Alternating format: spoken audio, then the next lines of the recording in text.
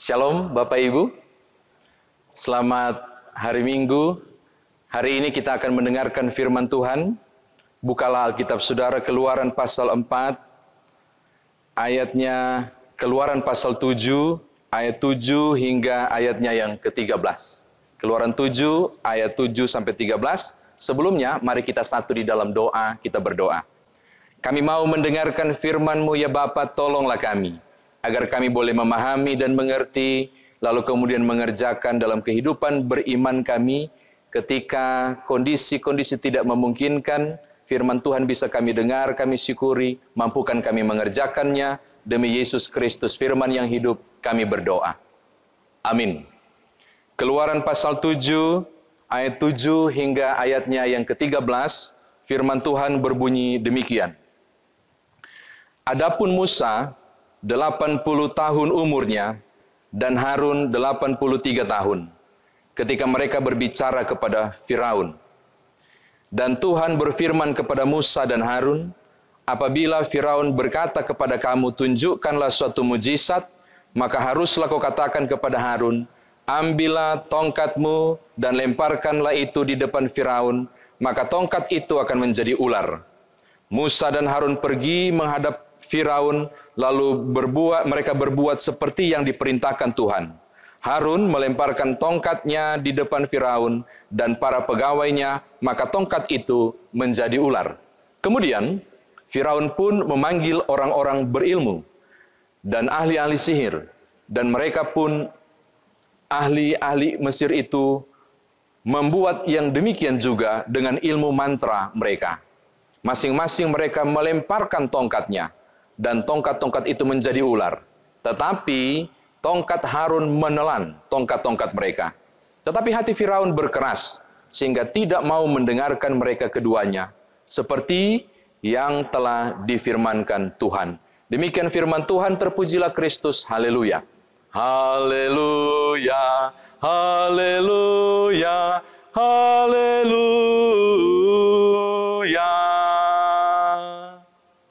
Bapak Ibu, saudara kekasih di dalam Tuhan, kita bersyukur bahwa hari Minggu ini, kendati pun berada di rumah masing-masing, saudara dan saya bisa menjumpai Allah dalam kebersamaan ibadah hari Minggu yang dilakukan oleh seluruh warga Jemaat GPIB, Jemaat Peniel Palembang di rumah masing-masing.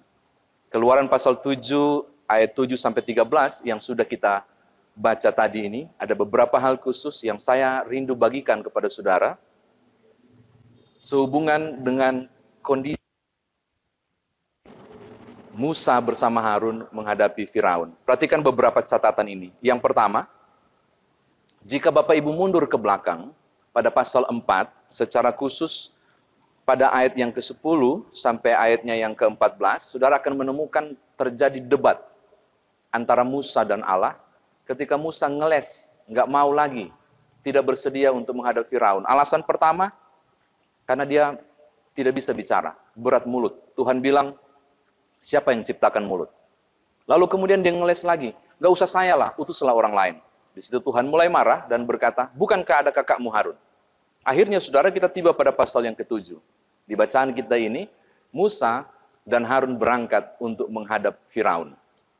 Perhatikanlah, bahwa ternyata kalau kita baca pada ayat yang ke-7, 8, dan 9, kita menemukan hal yang menarik. Bahwa ketika Allah mengutus utusannya, yaitu Musa dan Harun, Tuhan tidak pernah membiarkan utusannya itu berangkat sendiri.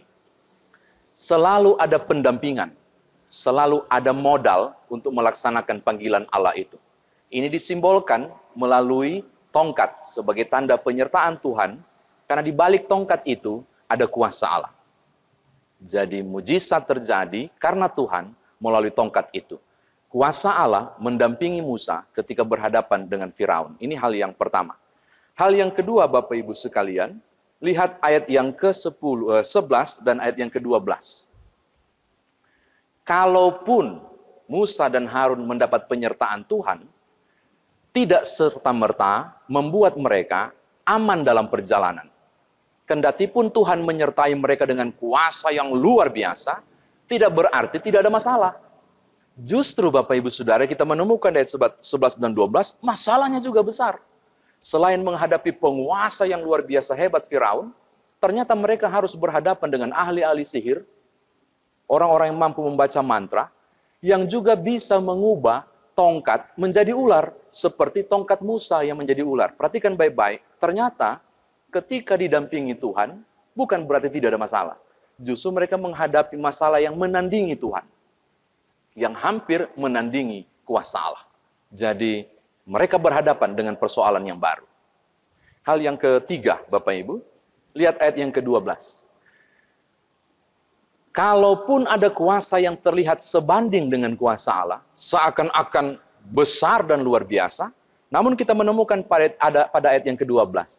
Sehebat apapun kuasa para penyihir itu, mereka yang punya ilmu mantra, yang mengubah tongkat menjadi ular juga, sehebat apapun mereka ternyata tunduk pada kuasa Allah. Hal ini dibuktikan pada ayat yang ke-12, ketika seluruh ular dari tongkat mereka dimakan oleh ular dari tongkat Musa. Menunjuk bahwa kehebatan kuasa mereka dikalahkan oleh kuasa Allah. Saya kira demikian firman Tuhan ditafsirkan bagi kita. Nah sekarang, bagaimana kita bawa dalam kehidupan beriman kita? Bapak Ibu Saudara, paling tidak ada 3 hal yang bisa saudara dan saya bawa pulang dalam kehidupan beriman kita. Yang pertama, perhatikan baik-baik. Jika Tuhan menginginkanmu, Tuhan akan menginginimu dengan sangat. Saya ulangi. Jika Tuhan menginginkanmu, Tuhan akan menginginimu dengan sangat. Maksudnya adalah, sehebat apapun Musa ngeles untuk tidak mau jawab panggilan Tuhan, ada banyak cara mengerjakan panggilan itu. Hal ini pun senada mau disampaikan kepada Bapak Ibu Saudara. Sangat penting bahwa saudara dan saya, apapun alasannya, di tengah kondisi yang sulit menghadapi Firaun seperti Musa, tidak ada alasan bagi saudara untuk menolak kehadiran Allah. Saudara dipanggil untuk mengerjakan panggilan itu. Tidak ada excuse, tidak ada alasan karena kondisi COVID-19, karena physical distance, tidak ada alasan. Buktinya, Tuhan menyiapkan fasilitas. Salah satunya, kita bisa berjumpa seperti ini, seakan berjumpa bersama, walaupun jarak kita jauh, melalui fasilitas IT dan ibadah kepada Tuhan, ibadah hari Minggu, dan mendengarkan khotbah seakan berada di gereja. Tidak ada alasan untuk kondisi yang sulit sekalipun, panggilan itu harus saudara kerjakan. Apa panggilan itu? Saya menjawab, menghadirkan tanda-tanda kerajaan Allah. Silakan saudara rujuk Lukas pasal 4, bagaimana Yesus mengatakan bahwa jika orang sakit disembuhkan, yang dipenjara dibebaskan, yang tertindas mengalami kelegaan, tanda kerajaan Allah sudah hadir. Saya akan mau berkata kepada saudara, engkau dan saya pun dipanggil untuk mengerjakan panggilan ilahi itu. Apakah pekerjaan Tuhan yang luar biasa itu? Salah satu rumah sakit swasta Kristen di Jakarta mempunyai istilah yang luar biasa. Bahasa Latinnya begini, solare dolorem opus divinum is, yang berarti mengerjakan pekerjaan ilahi. Meringankan penderitaan adalah pekerjaan ilahi. Meringankan penderitaan adalah pekerjaan ilahi. Saudara dan saya dipanggil untuk mengerjakan pekerjaan ilahi seperti Musa dipanggil untuk mengerjakan pekerjaan ilahi, yaitu meringankan penderitaan orang lain, membebaskan Israel. Saudara dipanggil juga untuk meringankan penderitaan saudara-saudara kita yang lain. Bagaimana caranya? Di kondisi ini tidak mudah. Bagaimana caranya? COVID-19 membuat kita physical distance. Bagaimana caranya? Bapak Ibu, Tuhan tidak pernah menyuruh saudara pergi seperti Musa tanpa pendampingan. Musa didampingi, demikian juga dengan saya dan saudara. Musa diberi fasilitas, demikian juga saya dan saudara. Ada banyak cara yang bisa Tuhan pakai saudara, supaya saudara dapat meringankan penderitaan orang lain. Paling tidak, saudara diberikan hati, diberikan lutut untuk bertelut, dan berdoa bagi orang lain yang menderita di rumah saudara. Paling tidak, Tuhan memberkati kemampuan finansial saudara untuk jadi berkat di luar sana dan menolong setiap orang menghadapi kondisi yang tidak mudah. Paling tidak sebungkus nasi. Kemarin di status Facebook saya bilang, selembar masker bisa menjadi alat melegakan orang lain dan meringankan penderitaan. Hal-hal kecil seperti itu, tongkat-tongkat itulah yang akan saudara pakai yang Tuhan inginkan untuk mengerjakan pekerjaan ilahi itu, yaitu meringankan penderitaan. Terakhir Bapak Ibu, Firman ini saya juga mau tujukan kepada Bapak Ibu Saudara yang sedang terisolasi sekarang. Saudara yang sedang sakit, saudara yang sedang mengalami duka cita, saudara yang terpuruk secara ekonomi dan finansial, usaha dan bisnis ambruk karena kondisi ini. Lalu saudara bertanya, how come? Bagaimana mungkin melepaskan diri dari kondisi COVID yang luar biasa ini? Saya mau katakan kepada Bapak Ibu, setelah tulah ke-10, Israel dibebaskan. Setelah Musa keluar masuk bolak-balik menghadap Firaun tanpa lelah, akhirnya pada tulah ke-10, keselamatan terjadi. Perubahan terjadi. Kebebasan Israel didapat. Saya mau katakan hal yang sama. Jangan berhenti berupaya. Berjuanglah terus. Bolak-balik seperti Musa. Berjuanglah. Pada waktu yang Tuhan tentukan, saya yakin suatu saat badai ini pasti reda. Suatu saat saudara dan saya akan menerima kabar luar biasa. Yaitu kebebasan Tuhan sudah anugerahkan. Karena itu, mari pergi. Untuk menjadi berkat, menggerakkan tiap tongkat, meringankan penderitaan. Yang kedua, tetap percaya dan tetap berharap segala sesuatu akan indah pada waktunya. Tuhan berkati saudara. Haleluya. Amin. Bapak Ibu Saudara, kita mau masuk dalam doa syafaat. Dan setelah doa syafaat, tata ibadah akan dilanjutkan di rumah masing-masing Bapak Ibu Saudara. Mari siapkan hati kita, mari menemui Tuhan dalam doa syafaat kita bersama-sama. Kita berdoa. Bapa, kami bersyukur untuk kesempatan hari Minggu ini, di tengah kondisi yang tidak memungkinkan, Tuhan justru memungkinkan kami berjumpa dengan Engkau melalui ibadah bersama di hari Minggu, di rumah kami masing-masing. Firman Tuhan meneguhkan dan juga menguatkan kami serta menyapa kami. Untuk bisa dipakai oleh Tuhan, Engkau tidak membiarkan kami berangkat sendiri, selalu Tuhan sertai dengan banyak cara dan peluang, meringankan penderitaan orang lain, sambil juga mengingat janji Allah. Suatu saat nanti, suatu saat akan tiba pada waktu Tuhan. Kami mendengar berita kelegaan tentang kebebasan, terutama dari kondisi ini COVID-19. Terpujilah namamu, karena itu bersama Jemaat GPIB Peniel Palembang, yang sedang tertunduk dan berdoa di rumah masing-masing, kami bersatu hati menyerahkan dunia ini, Indonesia, Sumatera Selatan, Palembang ke dalam tangan pengasihan Tuhan. Oh Bapa, kasihanilah kami. Kasihanilah dunia ini, kasihanilah negeri ini. Tolonglah kami. Lepaskanlah kami dari kondisi yang sangat sulit ini. Pulihkanlah negeri ini dalam nama Tuhan Yesus. Melalui berkenan Tuhan memberkati dengan kekuatan dan kesehatan dan hikmat pemerintah kami, TNI, Polri, para petugas di rumah sakit, para medis, para dokter juru rawat, para relawan yang bekerja di lapangan, orang-orang yang terjun langsung menghadapi kondisi ini. Berkatilah, supaya melalui mereka karena Tuhan, proses memutuskan mata rantai penyebaran COVID-19 ini terjadi. Dan Indonesia mengalami pemulihan. Hanya berikanlah kami hikmat masyarakat untuk berdisiplin diri, menuruti perintah dan aturan yang telah ditetapkan pemerintah, sebagaimana kami percaya pemerintah adalah wakil Allah, yaitu kami harus berdiam di rumah. Buat kami dengan sabar menunggu proses ini.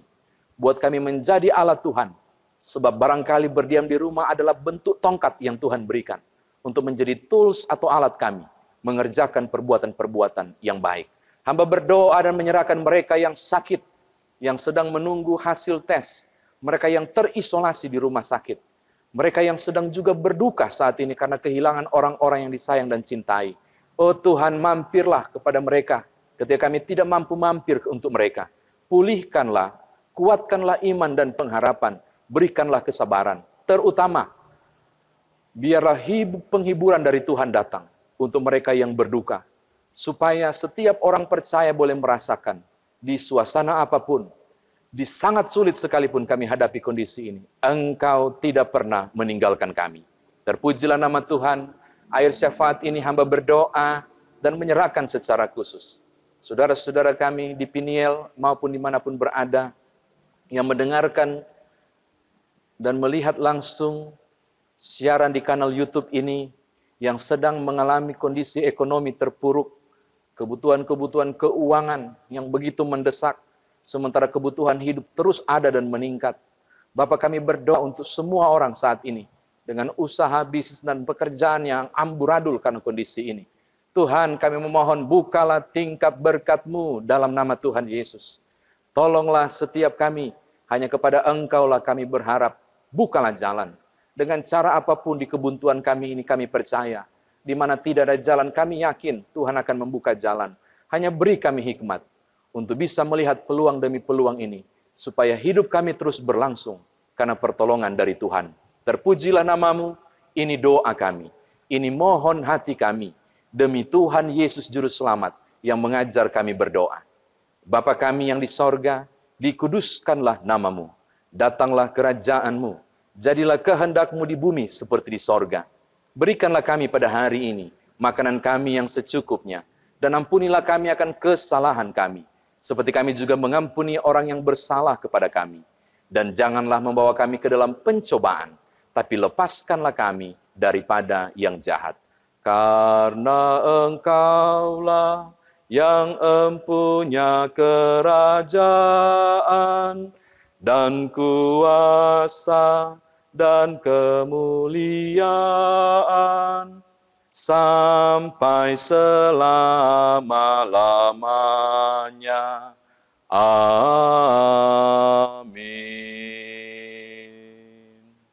Bapak Ibu, silakan melanjutkan tata ibadah di rumah masing-masing.